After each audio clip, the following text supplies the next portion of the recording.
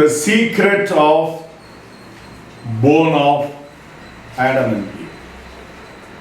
आदम और हवा की हड्डियों का भेद। Glory be to the word of God. परमेश्वर की वचन की महिमा हो।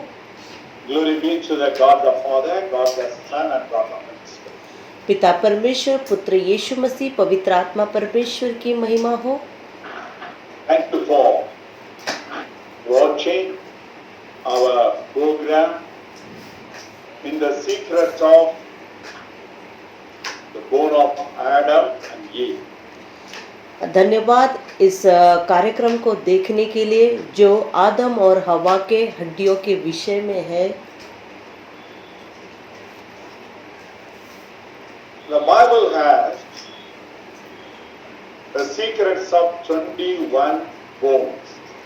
पवित्र शास्त्र में हड्डियों के विषय में 21 प्रकार के भेद है। This week we are going to discover 3 important bones in the Bible. और इस हफ्ते हम आके 3 प्रकार के हड्डियों के विषय में खोजने वाले हैं पवित्र शास्त्र से। The first video we are going to see the secret of the bone of Adam and Eve. और पहला जो हम आपको जो वीडियो जो हम भेजने वाले हैं इसमें आके आदम और हवा के हड्डियों के भेद के विषय में जानेंगे। In the second video we are going to see the secrets of the bone of Joseph.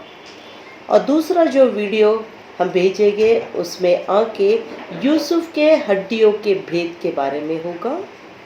In the third video we are going to see the secret of the bone of Jesus. और तीसरा जो video होगा वो आके यीशु मसीह के हड्डियों के भेद के विषय में। So please continue to join with us and watch the tri-bones of the Bible. और इसलिए हम आपसे विनती करते हैं कि हमारे साथ जुड़िए और जो ये 3 हड्डियों के विषय में जो भेद को हम बताने वाले हैं उसे आप Most of सुनिए। the Christians and churches, they know how God did create Adam. और बहुत सारे मसीह लोगों को ये पता है कि परमेश्वर ने आदम की सृष्टि कैसे की है। Genesis 2nd chapter, 6th and 7th verses are given an explanation how God made Adam. और जबकि आके उत्पत्ति के 2 के अध्याय में 6वें और 7वें वचन में आदम के विषय में स्पष्टीकरण है कि कैसे उसकी सृष्टि की गई है।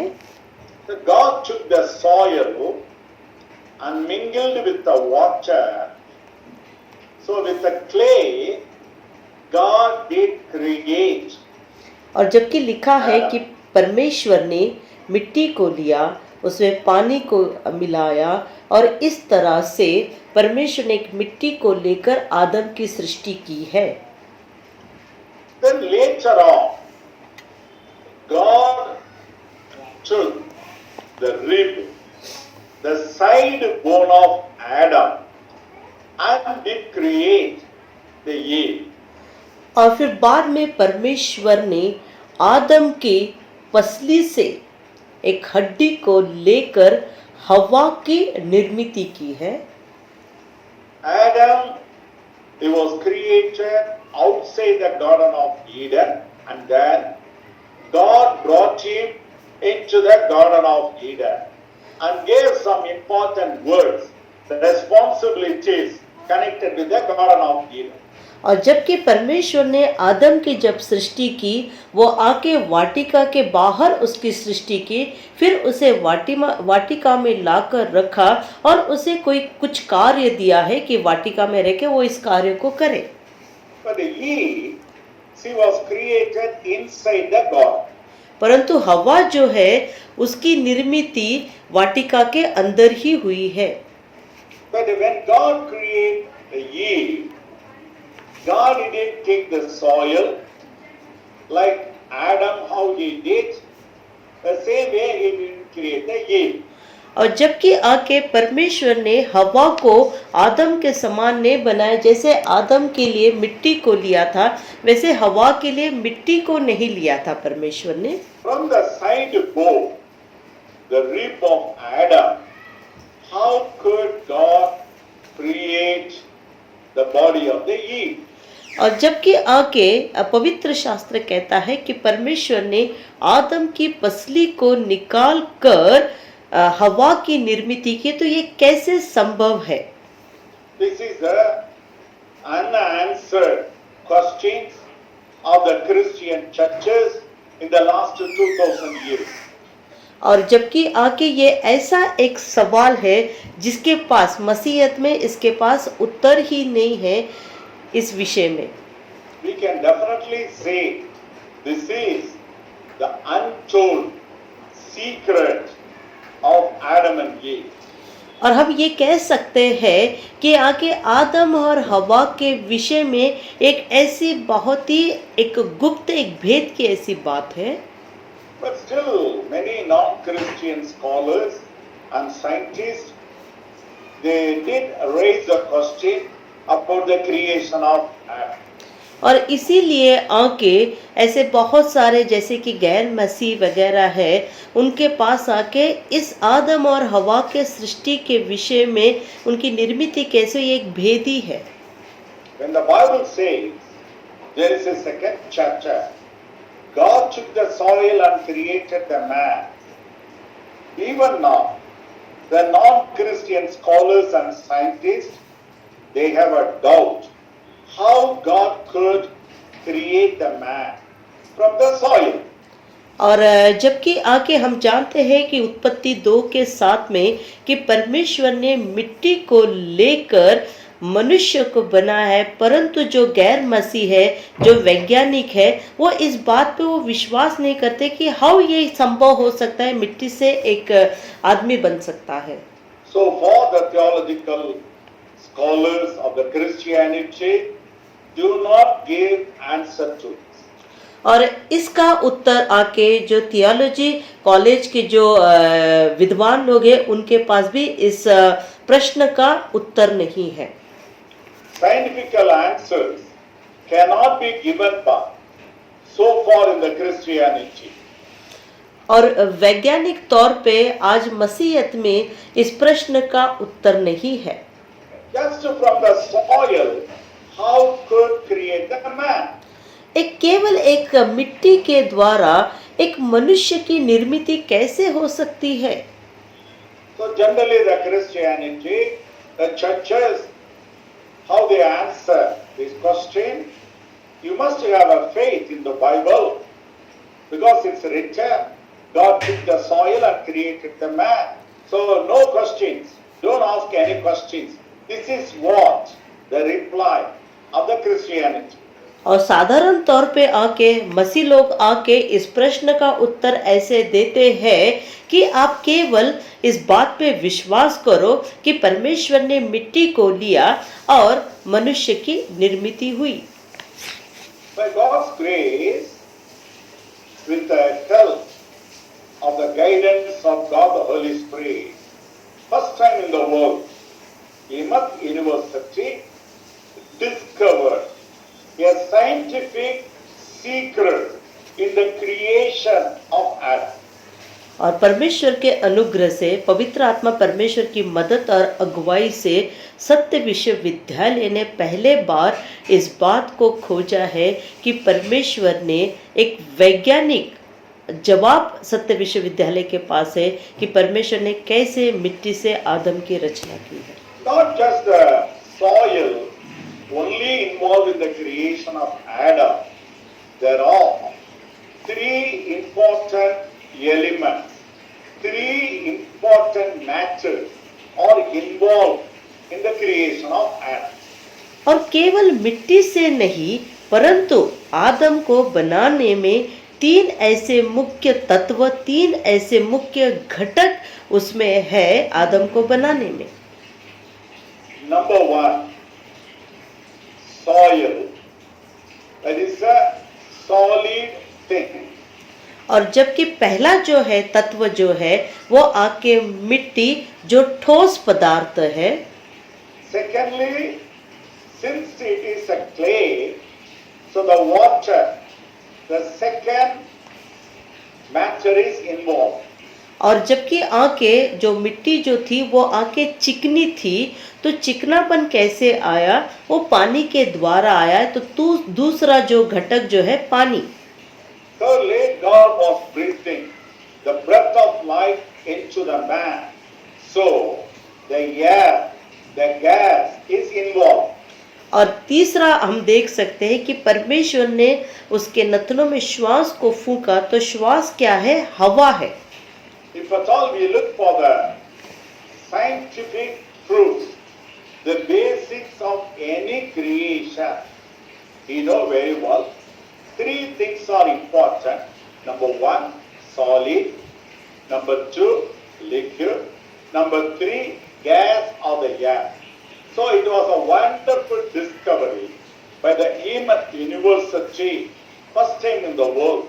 In the creation of the Adam, the divine science is completely fulfilled. और वैज्ञानिक तौर पे अगर देखेंगे कि सत्य विश्वविद्यालय ने अद्भुत तरीके से इस बात को खोजा है कि आदम के सृष्टि में ठोस पदार्थ भी है, पानी भी है और हवा भी है। एक वैज्ञानिक एक प्रूफ है, एक प्रमाण है। So God did everything scientifically with the proper basics and proofs that we could able to understand now. और इसीलिए हम ये प्रमाणित कर सकते हैं कि परमेश्वर ने मनुष्य की जो सृष्टि की है पूरी तरह वैज्ञानिक तौर पे की है, इसका प्रमाण है। The soil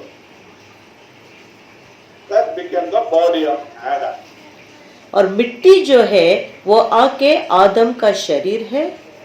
The water, it's a connected with soul of Adam. और पानी जो है आदम के प्राणों से संबंधित है। The air and the gas, the breath of life, is connected with the spirit of the man.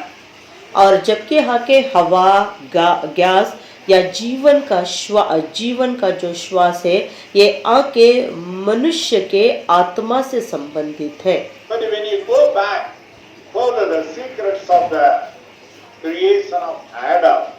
In Genesis chapter 1, you see, in the beginning God created the skies, it's connected with the air. Then He created the earth, it's connected with the soil. Then He created the ocean, it's connected with the water. How He did create all these things? अगर पीछे जाकर अगर देखोगे, उत्पत्ति के पहले अध्याय में अगर देखोगे कि परमेश्वर ने आकाश को बनाया जो आके हवा से संबंधित है, परमेश्वर ने पृथ्वी को बनाया जो मिट्टी से संबंधित है, फिर परमेश्वर ने समंदर को बनाया जो पानी से संबंधित है, तो हम समझ सकते हैं कि इन सब चीजों को क्यों बना और कैसे किससे संबंधित है। Hebrew 11th chapter verse 2 and 3 and 2 Peter chapter number 3 verses 5, 6 and 7 giving us very clearly the secrets of the Word of God. The Word of God is a real reason and resources of creating the earth, skies and the ocean. और जबकि आके इब्रानी के पत्री में 11वें अध्याय में दूसरा और तीसरा वचन, वैसे ही दूसरा पत्रस 3 के 5, 6, 7 ये वचन जो है स्पष्टता से हमें आके इस भेद के बारे में बताते कि परमेश्वर के वचन के द्वारा ही इन सब की सृष्टि हुई है। So coming to the conclusion, in a nutshell, the soul of Adam came from the water. The spirit of Adam came from the ground. And the body of the Adam came from the soil. All these things came from the word of God.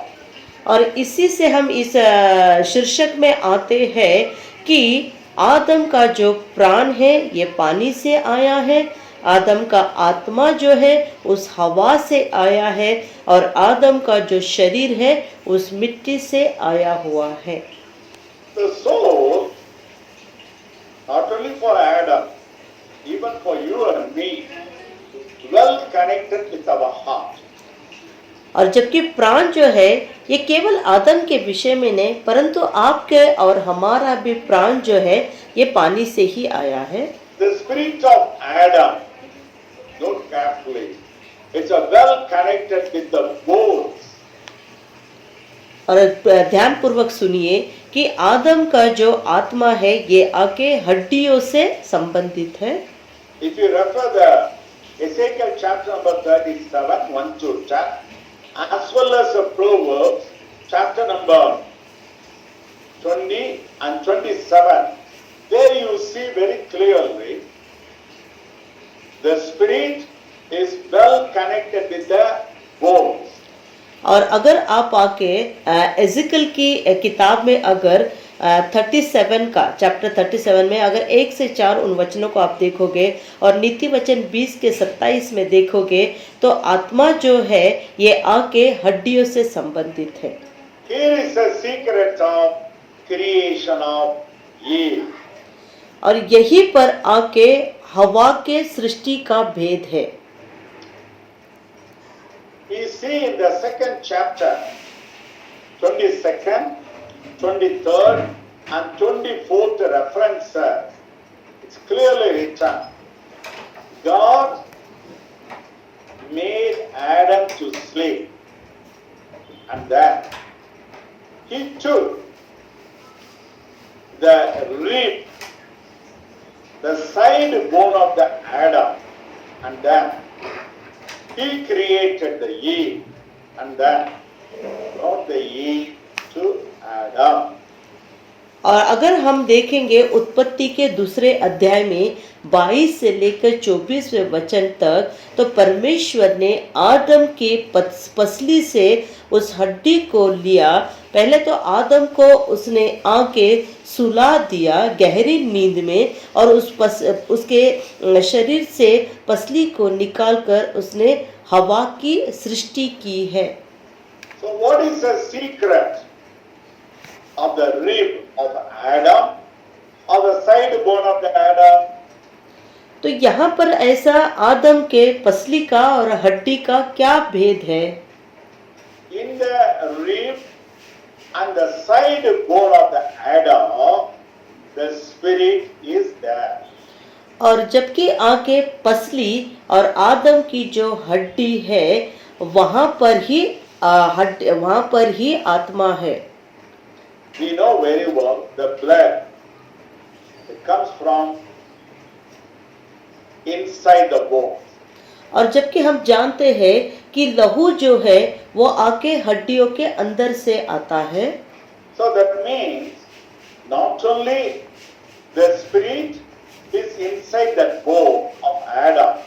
Secondly, we see the blood is well connected with that bone of Adam. That means the life is connected with the blood, and the life is inside that bone. और इसलिए हम स्पष्टता से ये जान पाते हैं कि जैसे आत्मा आके हड्डियों के अंदर है, और दूसरी बात को हम यही देखते हैं कि लहू जो है वो हड्डियों के अंदर है, तो ये आके आदम के जीवन से संबंधित है।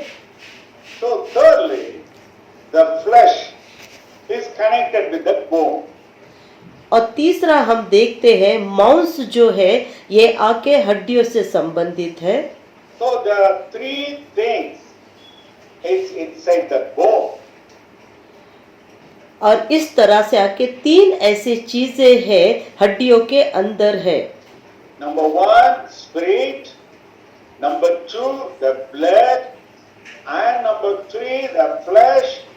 That's the reason, just from the bone, God did created the Eve.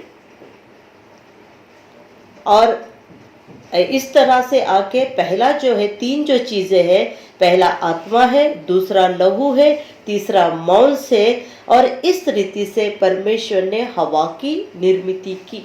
That's the reason God need not to again breathe inside the Eve. The reason is the life is in the bone. The spirit is in the bone. Especially Ezekiel 37th chapter, the word of God is inside the bone. और The इसीलिए word of God is a creation of everything.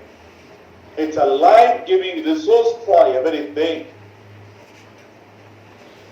Eve automatically got the life and become a first being. और इस तरह से आके परमेश्वर ने आके, क्योंकि इसीलिए परमेश्वर को हवा को बनाते समय उसके नथनों में श्वास फूंकने की आवश्यकता नहीं है, क्योंकि उन हड्डियों के अंदर ही जीवन है। और ये जीवन जो है कि परमेश्वर के वचन में है, जो एजेकल के 27 के अध्याय में है, तो परमेश्वर का वचन ही जीवन है, और ये जीवन जो है उस हड्डियों के अंदर है। Why God didn't make Eve separately like He did with Adam? क्यों परमेश्वर ने आके हवा को अलग सा क्यों ने बनाया, जैसे आदम की निर्मिति की? Here we have to notice there's a great and a wonderful master plan of God is there. और यहाँ पर हमें इस बात का ध्यान देना है, ये परमेश्वर की दैवीय योजना थी। From the side bone of Adam, He did create Eve. It is the kind of a blueprint which is going to happen after many thousands of years in the life of second Adam, Jesus. और जैसे कि आके ये आके हमेशा के लिए रहेगा, ये आके आदम के पसली का एक ब्लूप्रिंट है, जो आके ये पहले आदम के विषय में, वही आके दूसरा आदम यीशु मसीह के विषय में भी है। The second Adam, Jesus, when he died, hanging on the cross, one soldier came up and pierced his bone, side bone, and the blood came out. With that blood, you and me being cleansed and become a righteous and become a bride to the bridegroom of Jesus. What a wonderful master plan he learned from the creation of Adam. और जबकि आके दूसरा आदम, जिसे हम यीशु मसीह कहते हैं, कि जब यीशु मसीह को कलवरी क्रूस पे जब लटकाया गया था, तब एक सैनिक ने उसके पसली में भाला भेदा, और उस समय उस हड्डी से, उस पसली से लहू निकला, और उसी लहू के द्वारा आप और मैं पवित्र किए जाते हैं। उसी लहू के द्वारा हम धर्मी ठहरते हैं, और धर्मी के कारण हम आके उस दूल्हे के दुल्हन बन जाते हैं। कितने अद्भुत रीति से परमेश्वर ने ये दैवीय योजना बनाई है। Are you the bone of Jesus? क्या आप मसीह की हड्डियां हैं? Are you well connected with the bone of Jesus? क्या आप आके यीशु मसीह के हड्डियों से जुड़े हुए हैं? Do you feel that you have a relation with the blood of Jesus from the side bone of Jesus? क्या आप आके यीशु मसीह के रिश्तेदार हैं उस लहू के द्वारा जो उसके पसली से बहाया गया है? May God help you to understand this secret and practically adapt and believe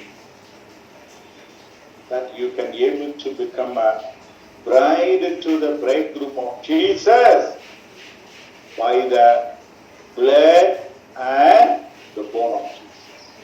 तो आपको आके ये समझने के लिए हम यही चाहते हैं कि आप समझ जाए कि क्या आज आके हम यीशु मसीह के लहू के द्वारा व्यवहारिक तौर पे क्या हम उसके लेपालक पुत्र बन गए हैं क्या, कि हम आके उस दूल्हे के दुल्हन बन गए क्या उस लहू के द्वारा और उस हड्डी के द्वारा।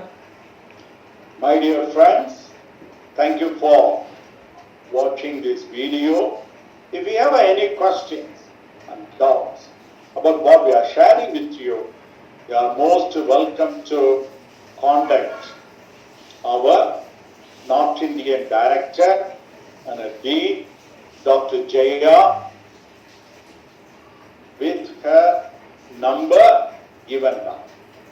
और मेरे प्रिय मित्रों, मैं विश्वास करता हूँ इस वीडियो को देखने के द्वारा आप आशीषित है। अगर इस वीडियो के द्वारा अगर इसमें आज का जो हमारा जो कार्यक्रम है इसमें अगर आपका कोई सवाल होगा तो आप आके हमारे नॉर्थ इंडिया के जो डायरेक्टर है डॉक्टर जयादास, आप उनसे कांटेक्ट कर सकते हैं। हम आपको अब नंबर बता रहे हैं 9833495642, ये हमारा कांटेक्ट नंबर है। Secondly, you are most welcome to continue to watch at least 3 videos with a full of secrets, mysteries and hidden treasure every week. और दूसरी बात है कि हम आपका तहे दिल से आपका स्वागत करते हैं कि आप आके हर हफ्ते में 3 वीडियोस भेजा जाएगा जिसमें आके भेद की बातें, गुप्त बातें, रहस्य की बातें हम आपको बताएंगे। Thirdly, why don't you introduce this program which you don't see anywhere in the world?